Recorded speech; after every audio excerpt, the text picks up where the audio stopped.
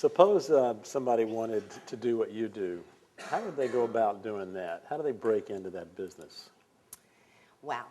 Um, the one thing that's going in all of y'all's favor is it is a very youth-oriented business, and they're looking for people who are willing to work for not a whole lot of money to start. But, I mean, when you're first starting out, you can do that. I lucked into my job. I can't say that I had any kind of training for it. I wish I would have, but I was an executive secretary, and I had a boyfriend who was in a band, and I had an opportunity through a friend to go to work for ABC Records on their order desk, and in my naive little 19-year-old mind, I thought, well, if I work for a record company, I can help my boyfriend get a deal. And to the point where I took a job for significantly less money and ended up having to work as a night manager at the Gap so that I could pay my bills. And I never did get my boyfriend that deal. But 30 years later, you know, I was able to parlay it into a good career. But it was just a friend. It was a friend kind of situation. The same way people get jobs at radio stations. You go and hang out with the jocks and you befriend them. If you know anybody that works at a record company, if you know anybody that works at a record store, those types of intros into it.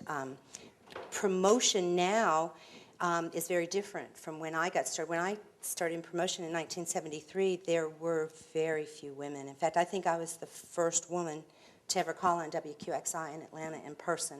There was another woman doing promotion out of New York that had called them on the phone, but I think it was the first one to ever walk in there. And now if you look at most of the major labels, a large significant of their VPs of promotion are women. So that whole landscape has kind of changed.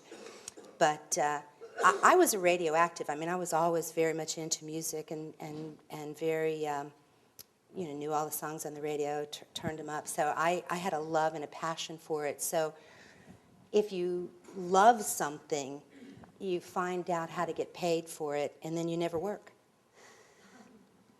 That sounds good. Well, let's see now. What about these? You do a lot of events. You go to conventions and conferences and stuff. What role would that play in the future of these people who want to go in the music industry? Well, if you're, what's happening now, there used to be a lot more annual conventions. Radio and Records had an annual convention. Billboard had conventions. Gavin had conventions. A lot of the trade publications have gone away. There is no more Gavin. R&R just had a convention in Dallas, which is where I met Ann Gabriel.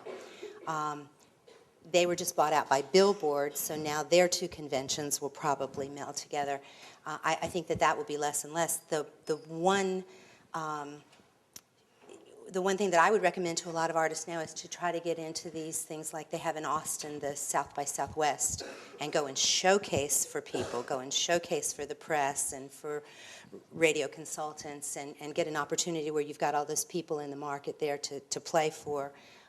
Those are the type of things I would recommend to artists. For people getting into the music industry, the conventions, they used to be a big excuse to get together and party, and now it's like we all get together and get in these rooms and say, oh my God, how are we going to, how are we going to save ourselves, kind of thing. That's not a networking opportunity anymore, huh? No, not as much as it used to be. Not as much. The record companies, as you know, everybody's buying each other now. There's something on the ticker this morning about their EMI is back up on the block trying to buy somebody. So the opportunities are less and less to get a job.